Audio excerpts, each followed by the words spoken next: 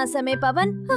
रोज सुबह उठना, इस बगीचे में टहलना और रात को उसी कमरे में लौट आना। मुझे लगता है जैसे ये दीवारें मुझे जानती है। ये फूल मेरी सारी कहानियाँ जानते हैं।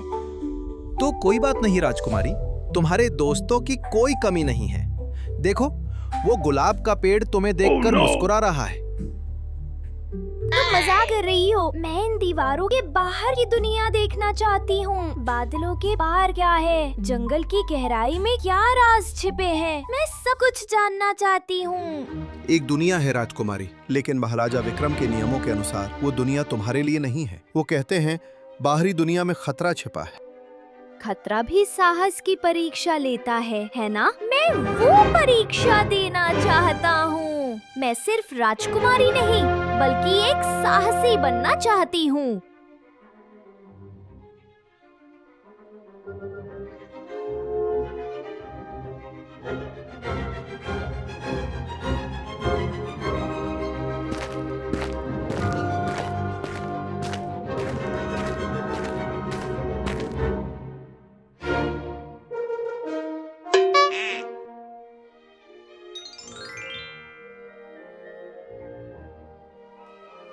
अदृश्य शहर। बादलों के ऊपर तैरते एक क्रिस्टल शहर की तस्वीर देखकर वो हैरान रह जाता है। ना सुंदर। नीचे लिखा है, वो शहर जो आँखों से भी अदृश्य है, केवल शुद्ध हृदय ही अपना रास्ता खोजता है। पवन, देखो मुझे क्या मिला है, एक अदृश्य शहर का नक्शा। और पढ़े, ये एक अच्छा विचार है। और भी बहुत कुछ। तो हम उसे कुछ नहीं बताएंगे। हम आज रात निकलेंगे, बस एक बार के लिए। मैं सूर्योदय से पहले वापस आ जाऊंगा, वादा करता हूँ। लेकिन राजकुमारी, अगर कोई खतरा आ गया तो क्या होगा? अगर हम रास्ता भटक गए तो क्या होगा? जब तक तुम मेरे साथ हो, मुझे कोई डर नहीं है। क्या तुम मेरे सबसे अच्छे दोस्त नहीं हो? प्लीज मना मत करना। ठीक है, लेकिन मेरी एक शर्त है। खतरे की जरा सी भी आहट मिलते ही हम वापस लौट जाएंगे। ठीक है, आप किसका इंतजार कर रहे हैं? ये एक अच्छा विचार है। क्या आपको ये पता चल गया है? क्या आप जानते हैं, मेरे पास एक अच्छा विकल्प है, और ये भी एक अच्छा विचार है। देखा अच्छे? वाह, क्या ही अद्भुत एहसास है। हवा मेरे बालों से खेल रही है। ऐसा लग रहा है जैसे मैं खुद बादल का हिस्सा बन गई हूँ। मैं इस आजादी का सपना देखती हूँ।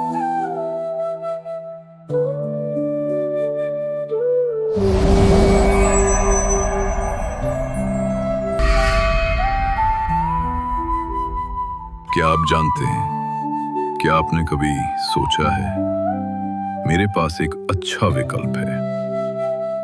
हम रास्ता भटक गए हैं। हम एक अदृश्य शहर की तलाश में हैं। क्या तुम्हें रास्ता पता है? क्या आप जानते हैं? हाँ, ये एक अच्छा विचार है। बहुत बढ़िया। मेरे लिए ये एक अच्छा विचार है। एक और विकल्प चुनें। ये एक अच्छा विचार है। क्या आपको ये पता चल गया है? क्या आप जानते हैं, मेरे पास एक अच्छा विकल्प है, और ये भी एक अच्छा विचार है। देखा अच्छे? उस तरफ।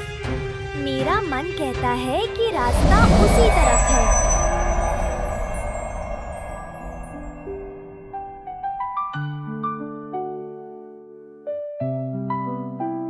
ये सब ठीक है। एक बार फिर से मुझे एक और चीज मिलनी चाहिए। हाँ, ठीक है।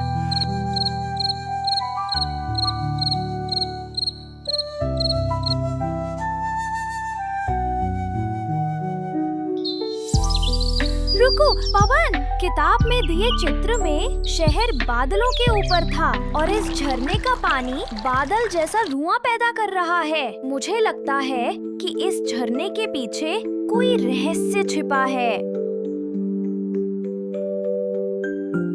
क्या आपने कभी सोचा है कि ये आपके लिए अच्छा है?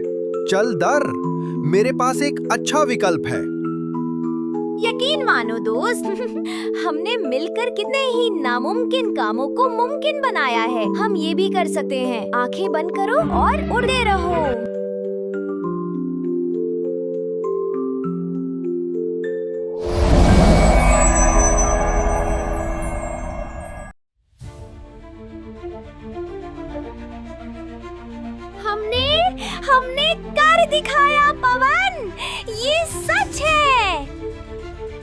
अविश्वसनीय। ऐसा लग रहा है जैसे हम किसी स्वप्न लोक में पहुंच गए हैं। लेकिन सब कहां चले गए? शहर इतना खाली और शांत क्यों है? हवा में एक तरह की उदासी है।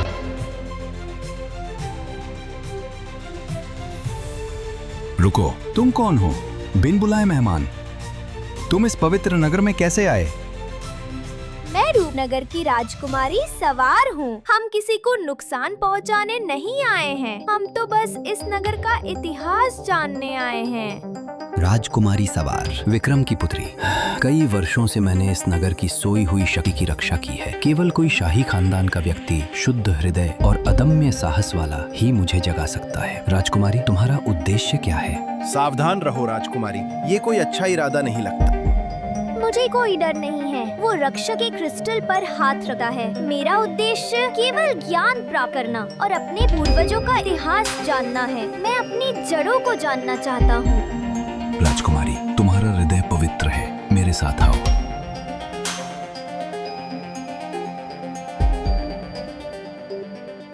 इस नगरी को आकाशपुरी कहा जाता था। इसके राजा तुम्हारे पिता तरुण विक्रम थे, लेकिन एक दुष्ट जादूगर कालनाग ने नगरी पर अधिकार करने के लिए आक्रमण कर दिया।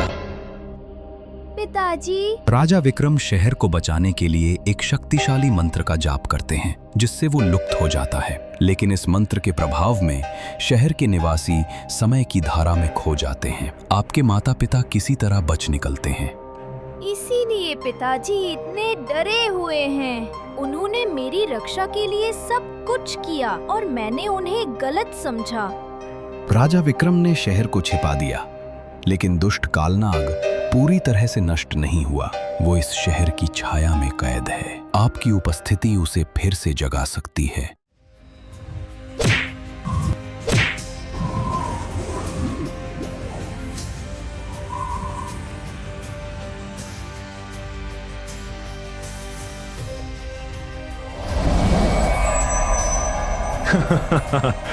आखिरकार राजवंश का कोई लौट आया है। मैं इतने लंबे समय से इस छाया कारागार में कैद था। राजकुमारी, मुझे आजाद कराने के लिए शुक्रिया। अब आपकी शक्ति से मैं इस नगर का शासक बनूंगा। राजकुमारी, ये कालनाग है। इसकी आंखें अंधेरे जितनी गहरी है। ये नगर तुम्हारा नहीं है जादूगरनी, ये मेरे पूर्वजों का घर है। मैं तुम्हें इसे लेने नहीं दूंगी।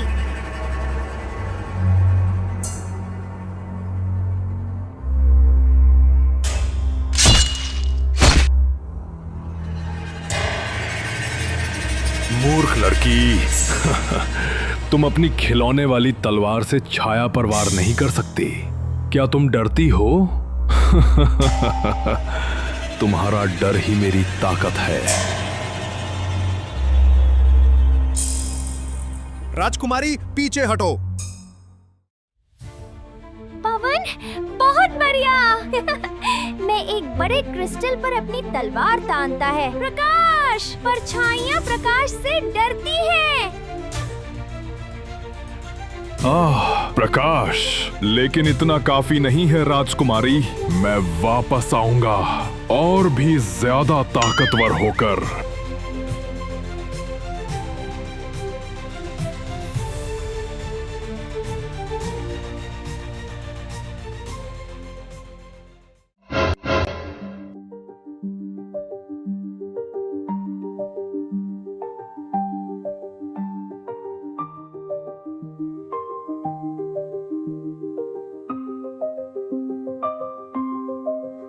वो फिर लौटेगा। तुम्हें अभी यहाँ से चले जाना चाहिए। महाराजा विक्रम उसकी असली कमजोरी जानते हैं।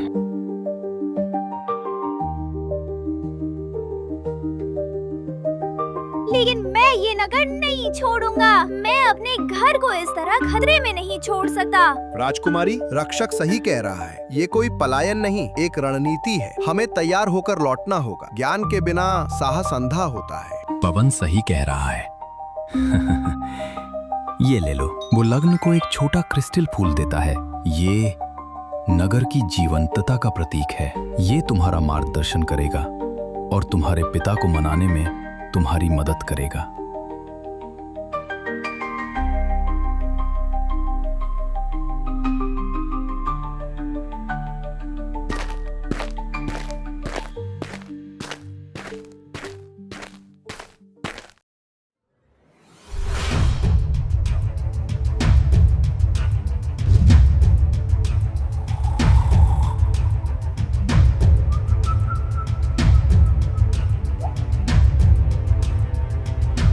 लड़की कहाँ गई?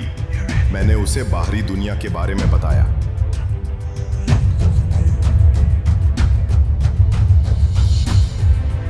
आरोही, तुम कहाँ थी?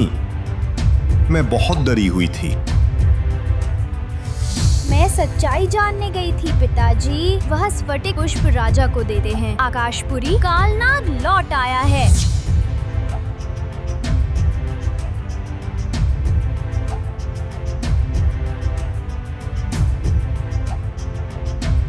नहीं, ऐसा नहीं हो सकता। मैं तुम्हें फिर कभी नहीं खोना चाहता। तुम उस महल से फिर कभी बाहर नहीं जा पाओगे। पिताजी, आप डर के मारे भाग गए, लेकिन मैं भागकर जीना नहीं चाहती। मैं लड़ना चाहती हूँ। शांत हो जाइए महाराज। आपकी बेटी डरी नहीं है, बल्कि हिम्मत के साथ लौटी है। उसकी बात सुनो। मुझे डर लग रहा है आरोही। मैंने सब कुछ खो दिया है। मैं तुम्हें खोना नहीं चाहता। कालनाग को छाया और भय से शक्ति मिलती है। मैं उस दिन डरी थी, इसलिए हार गई। लेकिन मुझे डर नहीं लगा पिताजी। मैं लड़ना चाहती हूँ। बताइए, उसे कैसे हराया जा सकता है?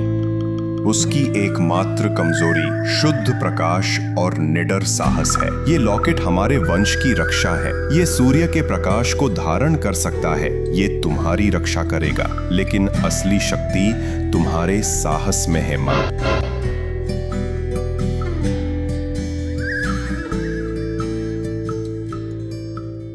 याद रखना, ईर्ष्या से नहीं, बल्कि रक्षा की इच्छा से युद्ध करना, विजयी होकर लौटना।